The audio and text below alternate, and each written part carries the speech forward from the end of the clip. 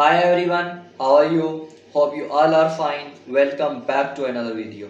Last video में हमने HTML के फर्स्ट प्रोग्राम को VS कोड के अंदर लिख के इसको ब्राउज़र के ऊपर चलाया था और इसका आउटपुट हमने देखा था। अब इस वीडियो में हम दोबारा HTML के कोड को थोड़ा समझने की कोशिश करेंगे ताकि हमने जो प्रीवियसली पढ़ा है उसको रिपीट कर दें और इसी फाइल के अंदर हम अपना नया कोड पढ़ेंगे और उसको हम रन करवाएंगे ब्राउज़र के ऊपर। यहाँ पे हमने लिखा था सबसे पहले HTML और इसी HTML को हमने क्या कहा था, ये हमारा टैग है और ये हमारा ओपनिंग टैग है। क्योंकि हम जो टैग लिखते हैं वो मोस्टली क्लोज भी होते हैं, कुछ ऐसे टैग भी होंगे जिसको हमने क्लोज करने की ज़रूरत नहीं है और उन टैग्स को हम कहेंगे सेल्फ क्लोजिंग टैग, जो कि हम यूज़ करेंगे आगे जाके। लेकिन HTML जो है हमारा क्लोजिंग टैग है तो हमने इसको क्लोज भी करना पड़ेगा, ठीक है ना।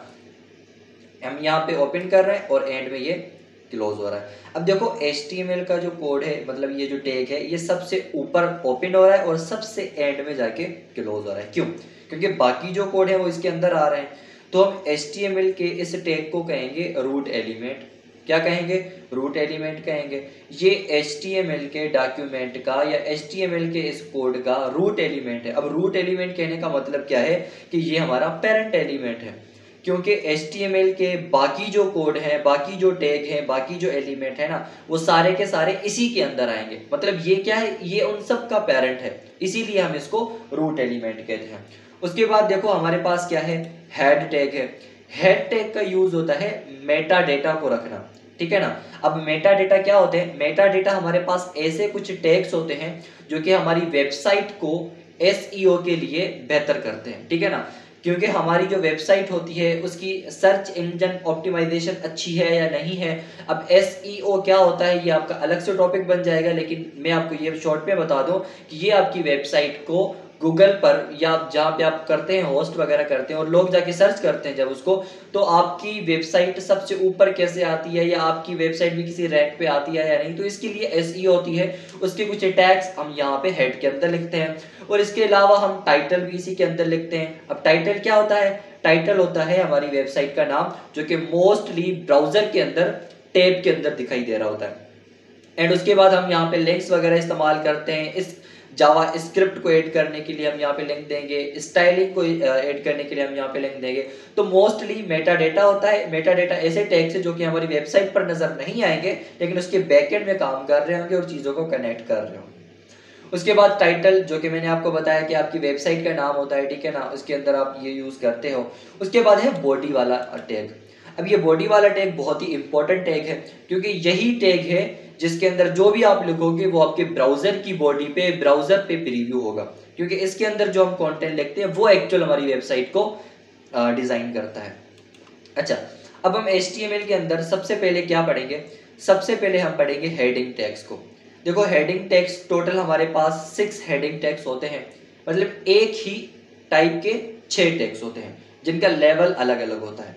सबसे पहले हमारे पास होता है H1 tag, H2, H3, H4, H5, H6। Total हमारे पास 6 टैग्स होते हैं और इन टैग्स का डिफरेंट डिफरेंट यूज होता है। बेसिकली हेडिंग टैग का यूज क्या है, मतलब इन ओवरऑल हेडिंग का यूज क्या है? देखो, आप अपनी वेबसाइट पे कोई ऐसा वर्ड है, कोई ऐसा सेंटेंस है, कोई ऐसी लाइन है जो कि आप बोल्ड दिखाना चाहते हो। जैसे न्यूज़पेपर में हाईलाइटेड चीजें आती है ना, आप ऐसी कोई चीज हाईलाइटेड करके दिखाना चाहते हो जो कि जो भी आपकी वेबसाइट को विजिट करे उसको सबसे पहले वो चीज उस पर नजर पड़नी चाहिए। तो ऐसी जो चीजें होती है ना, वो हम हेडिंग टैग में यूज करते हैं। अब सबसे बड़ी अगर कोई चीज है तो आप H1 में यूज करोगे, क्योंकि H1 मतलब सबसे हाईएस्ट लेवल की डिजाइन या सबसे हाई डिजाइन, यहाँ से सबसे हाई साइज वाला हेडिंग, ठीक है ना। उसके बाद क्या है, H2 है, H3, H4, H5, H6। Total आपके पास 6 हेडिंग्स होती हैं। अब इसको आप कैसे लिखोगे? देखो, VS कोड के अंदर बहुत ही लिखना आसान है। कोड को, चाहे कोई भी कोड हो, बहुत ईजी है, क्योंकि इसके अंदर मैंने स्निपेट्स वाला जो है ना एक एक्सटेंशन ऐड किया हुआ है, जो क्या करता है, मेरे कोड को ऑटोमेट कर देता है। लेकिन अगर आप नोटपैड पे कोडिंग कर रहे हो या फिर आप सबलाइन पे कर रहे हो, तो कोड लिखने का थोड़ा प्रोसेस आपको क्या होगा, मैनुअल होगा। आपने एक एक चीज को लिखना होगा। अभी मैं क्या करूंगा, यहाँ पे एंगुलर का ओपनिंग टैग, उसके बाद मैं दूंगा यहाँ पे H1, क्या दूंगा, H1 दूंगा और उसके बाद क्या करूंगा कि एंगुलर ब्रैकेट को क्लोज करूंगा। तो ये VS कोड क्या करता है, उस एक्सटेंशन की वजह से जो मैंने ऐड की हुई है ऑटोमेटिकली इसको फिल कर देता है, ठीक है ना। अब देखो ये मेरा H1 टैग है। अब इसके अंदर फिलहाल मैंने कुछ भी नहीं लिखा है, मैंने सिर्फ और सिर्फ टैग को यहाँ पे इंप्लीमेंट किया। अब टैग के अंदर देना क्या है वो हम अभी देखेंगे। देखो मैं यहाँ पे दिखाना चाहता हूं, this is my heading.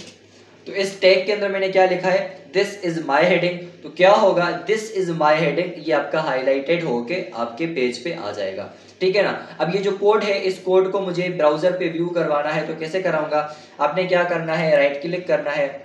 Right click करने के बाद यहाँ पे आप देखोगे, थोड़ा नीचे जाओगे तो आपके पास आएगा ओपन विद लाइव सर्वर। ये वो एक्सटेंशन है जो कि मैंने आपको प्रीवियस वीडियो में ऐड करना सिखाया था। अगर आपको नहीं पता तो आप वो वीडियो देख के आ जाएं, और उसमें जो हमने VS कोड को सेटअप किया था वो भी आपको पता लग जाएगा, उसके बाद आप ये वीडियो देखें।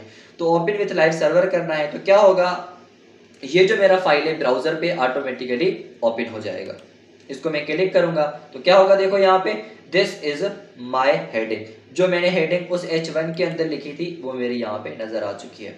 इसी तरीके से हम कौन सा टैग यूज कर सकते हैं, H2 यूज कर सकते हैं। देखो यहाँ पे मैं सिर्फ H2 लिखूंगा और एंटर हिट करूंगा तो क्या होगा, ऑटोमेटिकली मेरा टैग फिल हो जाएगा। अब यहाँ पे मुझे क्या करना है,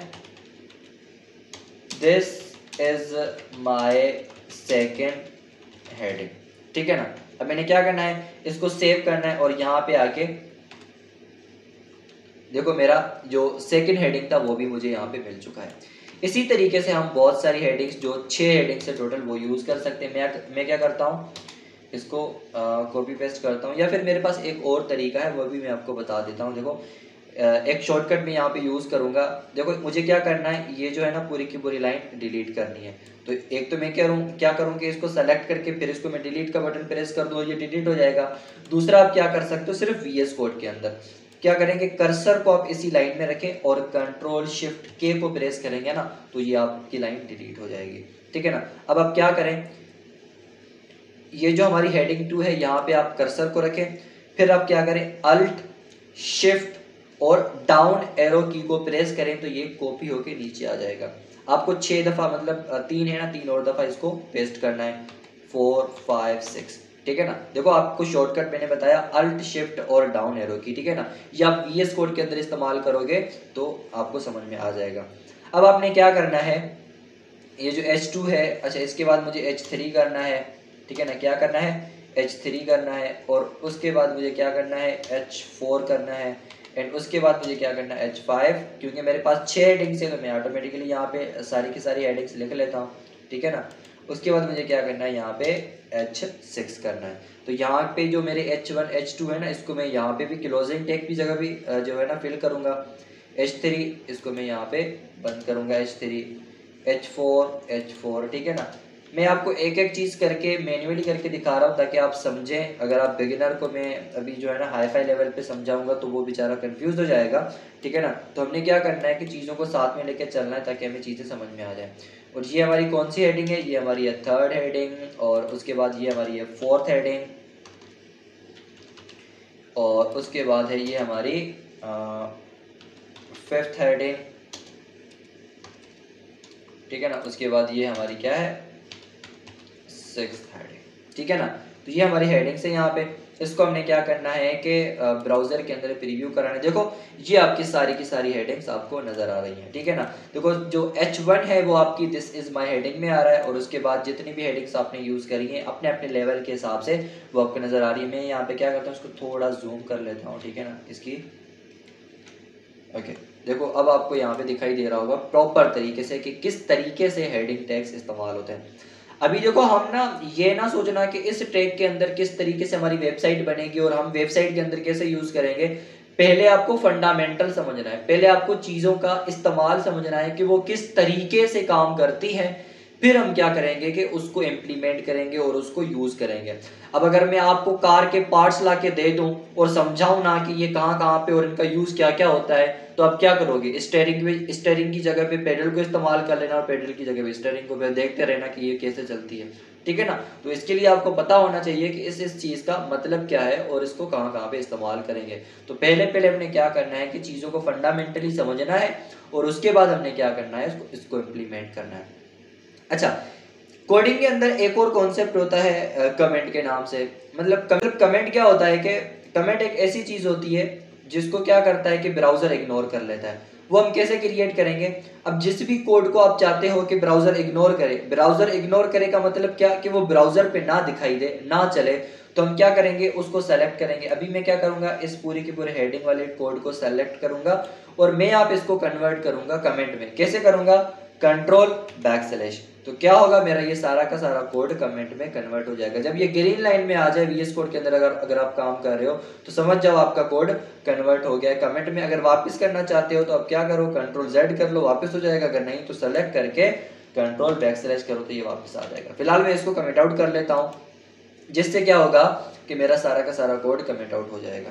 अच्छा, उसके बाद हम क्या करेंगे, उसके बाद हम पैराग्राफ टैग को पढ़ेंगे, क्योंकि हमने हेडिंग टेक्स्ट को पढ़ लिया। हमारा जो मेन कंटेंट होता है, मेन जो हमारा टॉपिक है वो हेडिंग टैग है। उसके बाद जो हम पढ़ते हैं वो है हमारा पैराग्राफ टैग।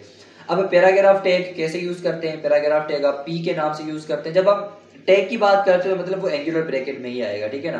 तो हमने क्या करना है, यहाँ पे पी लिखना है और उसके बाद हम क्या करेंगे कि इंटरोगेट करेंगे, और इंटरोगेट करने के बाद क्या होगा कि ये ऑटोमेटिकली टैग के फॉर्म में आ जाएगा।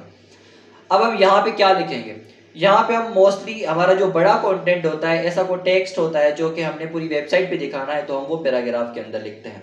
इसके अंदर मैं क्या लिख सकता हूँ, कोई भी ऐसी चीज जो हम यहाँ पे दिखाना चाहते हैं। This is my paragraph tag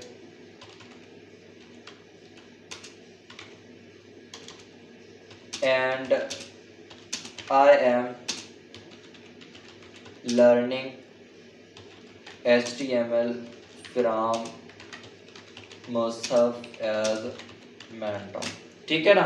इसको हम क्या करेंगे, इस तरीके से लिखेंगे, और जब आप इसको रन करोगे तो क्या होगा, ब्राउजर पे आपको इस तरीके से मिल जाएगा। अब इसकी जो साइज है ना वो इतनी नहीं होगी, क्योंकि मैंने यहाँ पे ब्राउजर को जूम इन किया हुआ है। मैं अभी जूम आउट करता हूँ, वापस 100 पे लेके जाता हूँ, तो ये जो है ना पैराग्राफ टैग की एक्चुअल लेंथ है और एक्चुअल इसकी साइज है। तो इस तरीके से आपको जो है पैराग्राफ टैग का जो भी टेक्स्ट होगा वो आपको इस तरीके से नजर आएगा। अब आप क्या कर सकते हो कि दोनों को लिंक कर सकते हो। आप इसको भी यूज कर सकते हो, जो कि मैंने कमेंट आउट कर लिया था, इसको मैं वापस कवर कर लेता हूँ। उसके बाद क्या करूंगा, इसको रन करूंगा तो क्या होगा, देखो यहाँ पे मेरे हेडिंग का कंटेंट आ रहा है और यहाँ पे मेरा पैराग्राफ का कंटेंट आ रहा है। तो ये हमारा बेसिक HTML की अंडरस्टैंडिंग थी। HTML का कोड कैसे काम करता है और इसके अंदर HTML क्या है, हेड क्या है, टाइटल क्या है, और उसके बाद हमने ये देखा कि हेडिंग क्या होता है और उसके बाद पैराग्राफ क्या होता है। तो आपने क्या करना है कि इस कोड को प्रैक्टिस करना है, इसको प्रॉपर तरीके से इस्तेमाल करना है, मल्टीपल चीज़ें इसके अंदर ट्राई करनी है, जिसके बाद हम क्या करेंगे कि आगे आगे नए टॉपिक्स पढ़ते जाएंगे और हम उसको एंड में जाके किसी प्रोजेक्ट में इम्प्लीमेंट करेंगे, ताकि हमें पता लगे कि इस टेक्स्ट को यूज़ करके हम किस तरीके से अपना प्रोजेक्ट, अपनी वेबसाइट बना सकते हैं।